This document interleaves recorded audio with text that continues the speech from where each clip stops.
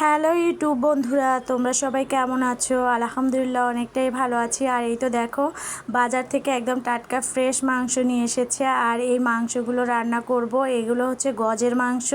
তো একদম রসালো করে রান্না করব হচ্ছে মাংসগুলো। তো এই তো এখানে আমি কেটে নিচ্ছি। তো আজকে 4 থেকে 5 জনকে খাওয়াবো, তার জন্য আমি এগুলো হচ্ছে রান্না করব। তো এখন মাংসগুলো কিন্তু পিস করে করে কেটে নিচ্ছিলাম। তো আজকে বাজার থেকে কিন্তু পিস করে নিয়ে আসা হয়নি। আর যেহেতু গজের মাংস নিয়েছে, এই জন্য আমি বাড়িতেই কেটে নিচ্ছি। তো আজকে কিন্তু আসলে ডিরেক্টলি ভয়েসটা দিতে পারিনি, কারণ অনেকেই ছিল আমার সাথে। তো সবাই কথা বলতেছিল, এই জন্য পরে ভয়েসটা দিলাম, ভয়েস অফ করে। তো এই তো দেখেন, আজকে কিন্তু চুলায় রান্না করব। আর এর আগেই তো বলছি যে অনেক দিন ধরে চুলায় রান্না করা হয় না। তো আমি আবার হচ্ছে সেই বাগানে চলে আসছি রান্না করার জন্য।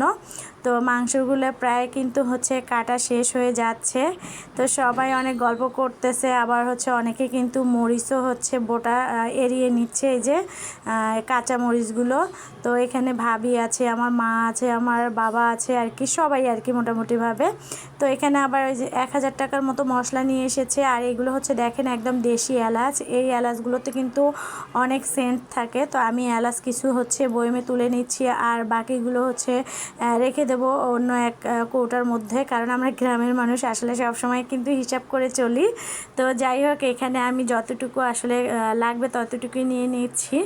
তো এখন হচ্ছে এগুলো নেওয়ার পরে মাংসগুলো ভালো করে এই যে ধুয়ে পরিষ্কার করে নিচ্ছি।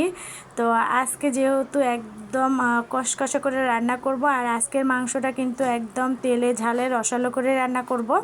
এখানে এই যে আবার একটু হচ্ছে বুট রান্না করব। তো বুট হচ্ছে প্রেসারে সিদ্ধ দিয়ে দিয়েছি গ্যাসের চুলায়। তো যাই হোক, এক হাতে আর কি সব কিছু করে নিচ্ছি। তো এখন হচ্ছে পেঁয়াজগুলো আমি ভালো করে ভেজে নেব, একদম লাল লাল করে, কারণ আজকে কোনো হাতে মাখিয়ে রান্না করব না, বা সব কিছু একেবারে দিয়ে রান্না করব না। পেঁয়াজটা একদম হচ্ছে লাল লাল করে ভেজে নেব।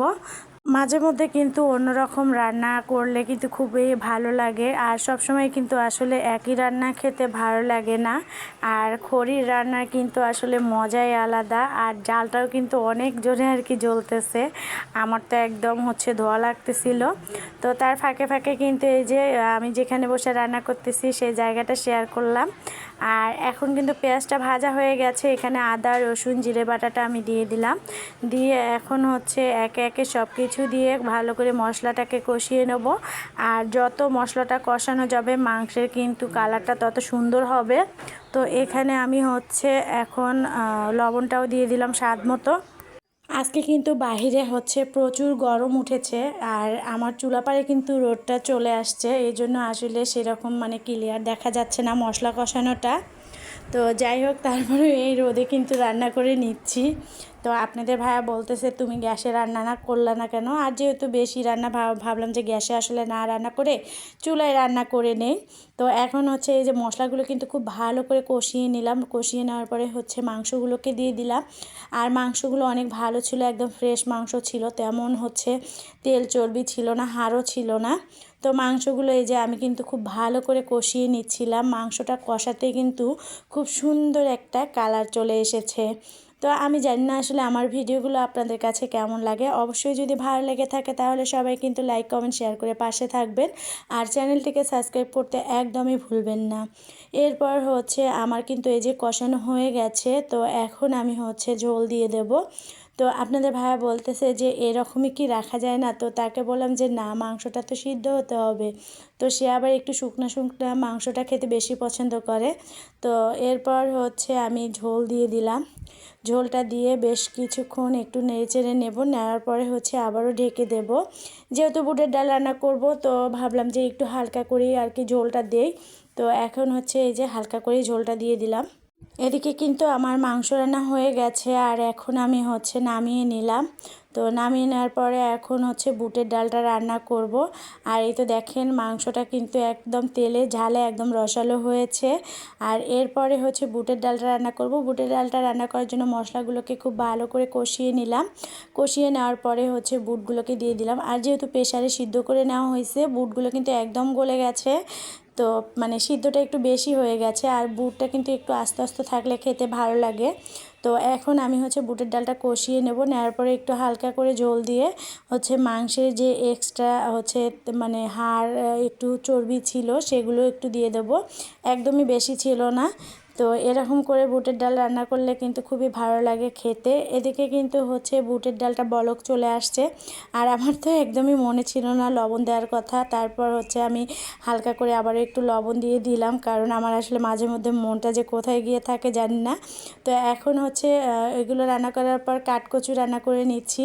আর কাঠকচুটা রান্না করছি হচ্ছে কাঁঠালের বিচি দিয়ে, আর কাঁঠালের বিচি দিয়ে কিন্তু কাঠকচু এই প্রথম রান্না করলাম। তো অবশ্যই এই কাঠকচুর ফুল ভিডিওটা একদিন দেব। তো এখন হচ্ছে দেব। তো এদিকে হচ্ছে মেয়ে সহ আরও 2-3 জন বাচ্চা কাচ্চা চলে আসছে। তো মেয়ে তো আমার রান্নার চুলা পারে নাচানাচি শুরু করে দিয়েছে।